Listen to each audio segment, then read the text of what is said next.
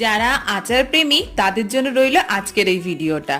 মা আজকে আমের আচার তৈরি করছিল একটু অন্যরকম ভাবে এবং খুব সহজ ভাবে।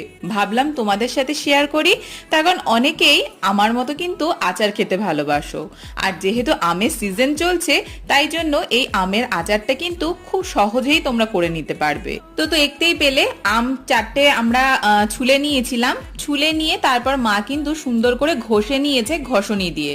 তোমরা ওরকম ভাবে ঘষেও নিতে পারো বা ফালি করে কেটে নিতে পারো, তবে আমার মনে হয় ঘষে নিলে জিনিসটা খেতে আরো বেশি ভালো লাগে।